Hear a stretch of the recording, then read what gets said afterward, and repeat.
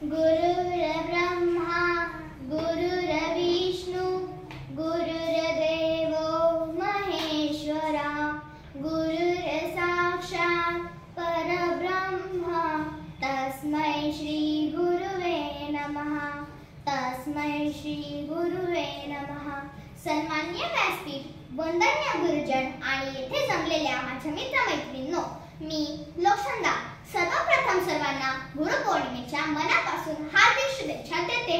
गुरुपौर्णिमा हा एक सण आहे जो भारतीय संस्कृतीत गुरूंच्या सन्मानार्थ साजरा केला जातो।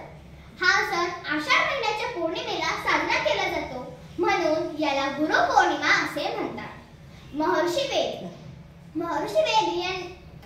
वेद यांच्या जयंतीच्या रूपातही हा दिवस साजरा केला जातो।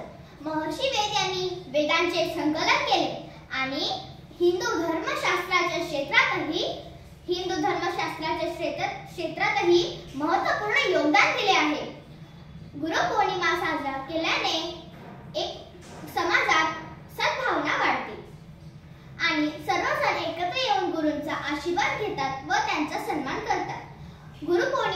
गुरुपौर्णिमेला अनेक धार्मिक आणि आध्यात्मिक क्रिया केल्या जातात, जसे की भजन, कीर्तन, हवन, पूजा इत्यादी। हे आपल्या मानसिक आणि आध्यात्मिक शांतीसाठी महत्त्वपूर्ण असते।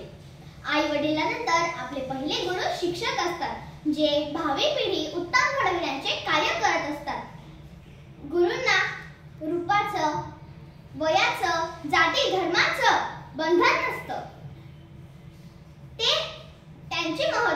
गुरूंचे महत्त्व शब्दात व्यक्त करता येणार नाही, ते इतके महान असतात।